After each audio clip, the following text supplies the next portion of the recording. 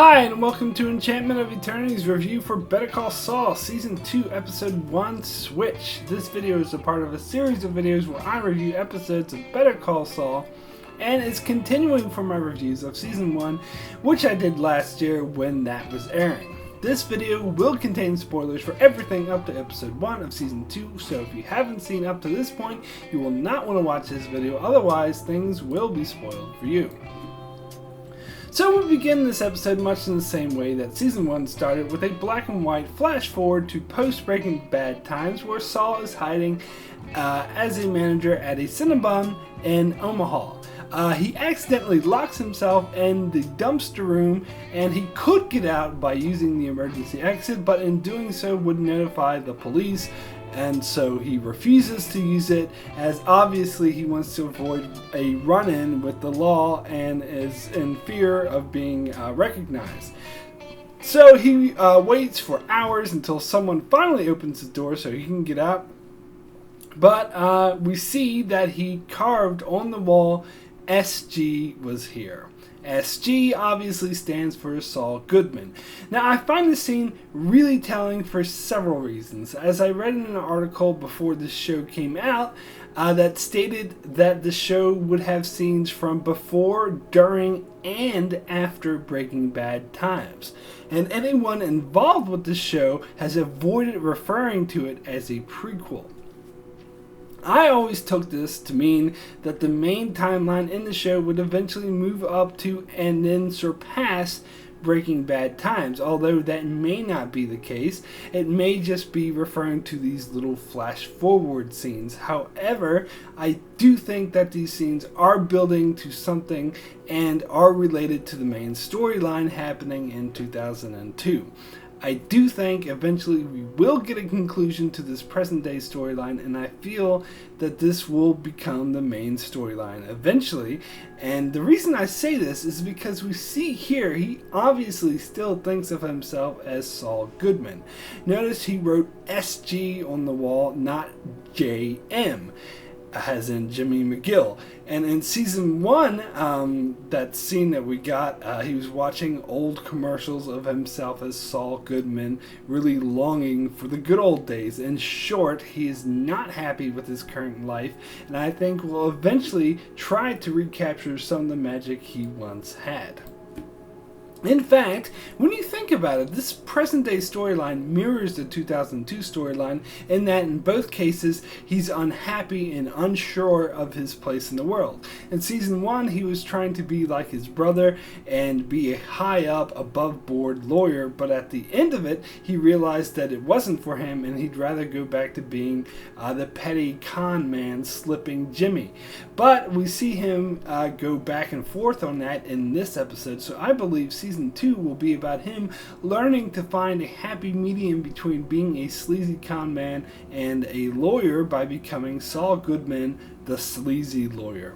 I think his present day story arc will play out in a similar fashion and will follow his backstory where he needs to overcome his issues with being on the run from the law and out of being in fear of his life in order to once again live the only lifestyle that made him happy. So I think eventually we will go full on into present day storyline, but not for another couple of years, maybe like Season 4. First we have to get his backstory, which will have ramifications for what will happen in present times. And in the meantime, they will just tease us with tastes of present times at the start of each season, which certainly seems in keeping with the Vince Gilligan style. So when we go back to the 2002 timeline, we start a bit earlier in the final scenes of the finale and get a missing scene that we didn't get, where Jimmy actually goes into the meeting with the law firm and turns them down. This is interesting and feeds more into this episode as he asks Kim how this will affect their personal relationship. It was also really interesting how Hamlin was totally sticking up for Jimmy. Just goes to show that it wasn't him holding Jimmy back, it was Chuck. And I think Hamlin feels a bit guilty about that, and so is all on board with helping him out. But of course, as we know from the finale, Jimmy turns this new offer down and just runs out. Then we see him go back to where he lives at the Chinese manicurist, and like she said before, she tells him not to drink the cucumber water because that's just for the customers, but this time he drinks it directly from the tap, which was hilarious, and then he rips the sign from his door, signifying he doesn't give a shit anymore, and he does not want to be a lawyer anymore. Then next we see him, he's chilling out in the pool. Obviously, he's pulling some scam where Kim comes up and questions him about why the hell he passed up the opportunity of a lifetime.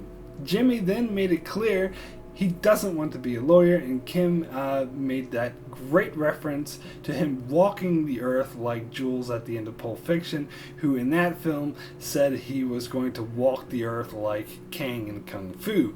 So that was quite a cool reference. Anyway, Jimmy went a different way than I thought he would at the end of season 1, as I figured we were witnessing the birth of Saul Goodman right there, but apparently not quite, as rather than deciding to become a crooked lawyer, he decided to just go back to being Slipping Jimmy. And he explains to Kim that that's who he really is. Although it's a bit frustrating that he refused to tell her what happened in Cicero when she could tell that something happened, because he all of a sudden had this huge character shift, but whatever. And he says to her that he's not really a lawyer and people don't really see him like one, and it's obvious he's referring to Chuck. And as I said in my reviews of last year's season 1, he took what Chuck said to heart. And I did like how Kim pointed out that not becoming a lawyer was exactly what Chuck wanted, which is a very good point. I also liked how Kim pointed out that he may not get any money from the Sandpiper deal for several years, because I had originally thought that that's what he was living off of, because he got a sizable amount of money from that, but apparently he didn't get it yet, so it was good that that got cleared up. So then we see him run a scam on this sleazy Wall Street guy, which I didn't realize at the time, but it has been pointed out to me that this is the same guy to appear in the first season of Breaking Bad, who was being a douche to Walter White, so he set his car on fire.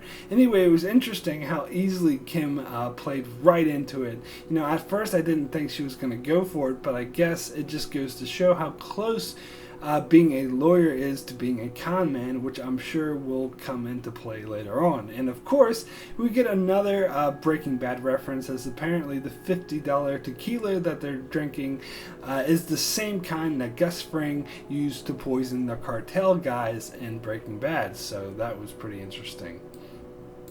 Anyway, Kim has a good time, so this leads to the two of them shacking up. Now, I'm not entirely sure this was the first time they hooked up. I can't remember that clearly from season 1, but I'm pretty sure that this is the case, as the two of them had just been close from working in the mailroom together at HHM. I like how she seems totally cool with it and isn't like freaking out or making a big deal out of it the next morning. Instead, they were just playing around. However, in the end, she went back to her life as a lawyer. And so we see Jimmy in the pool again, eyeing a new mark and calling Kim down to come help him out, but he seems to have an epiphany and decides to call a law firm and accept this job after all. Now, I don't think this was entirely clear why he changed his mind so suddenly. I don't think this was a major flaw in the episode, but I do think they could have been a tad bit more clear on why all of a sudden he had this massive, drastic change in mind.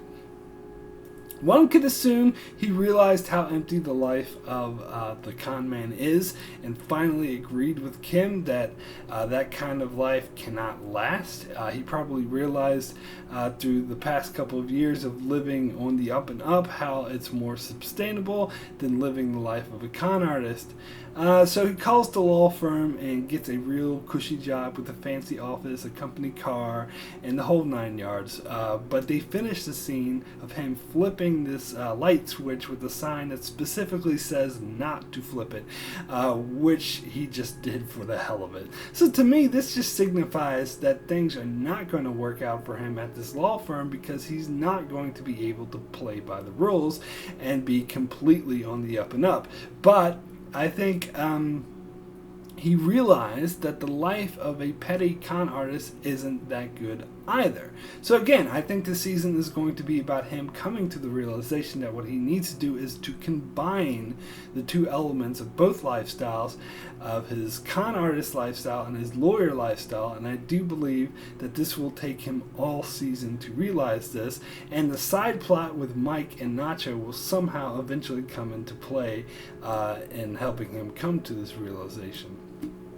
Speaking of which, I did want to mention the scenes that we got with Mike and the job he had protecting Daniel as he sells drugs to Nacho. And these scenes were absolutely great and hilarious as this Daniel guy is completely clueless as he drives this absolutely ridiculous car. And of course, Mike sees this as reckless and refuses to go, so this idiot goes to the meet without Mike, thinking he doesn't really need him anymore. And of course, as soon as Nacho sees Mike isn't there and he sees this ridiculous car, he sees a huge opportunity. In fact, there's a huge parallel here, as I'm sure Nacho looks on Daniel the same way Jimmy was looking at his marks at the hotel, as an easy mark.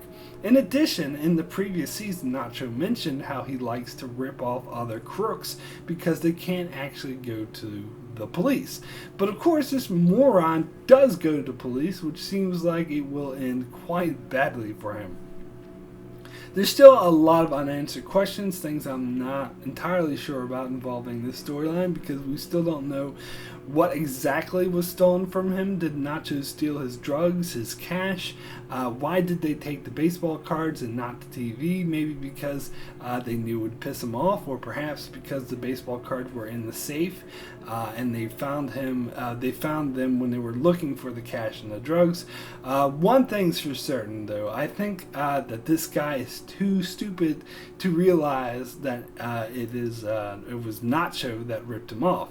But most of all, I'm just interested to see where they take the storyline, because the one thing I learned about this show is that it's totally unpredictable, and they tend to like to take storylines in the last direction that you'd expect them to. So I'll just wait and see where they go from here. Personally, if my suspicions about them getting to present day times eventually is correct, I think it's possible they could do a time jump. And I think this looks like a good time to do a time jump to show that Saul's been working at this new law firm for a while and he gets sick of it. But having seen the promos for next week's episode, it looks like that there isn't a time jump, but they could still do one somewhere down the line, maybe between season 2 and 3, who knows. So my rating for Switch is a 9 excellent. This was a great, high quality Better Call Saul episode, and it was so good to see this show back again. The scenes were smart, witty, and sometimes outright hilarious, particularly the bit with the moron and his Hot Wheel car. But there's nothing about this episode that blew me away or screamed greatness, but nothing bad about it either. This episode is exactly the high quality we've come to expect from this franchise, so I wasn't the least bit disappointed, and I cannot wait to see more. So that's it for my review of Better Call Saul Season 2, Episode 1. Be sure to check back here every week as I continue to review episodes of Better Call Saul. However, next week I will do my review the day after, just like I did this week, because I review the X-Files on the Tuesday. But after that, after next week, the X-Files will be finished, and I'll try to get my reviews out the same night that I see the episode of Better Call Saul. So make sure you subscribe so you can keep up with all that. And thanks a lot for watching.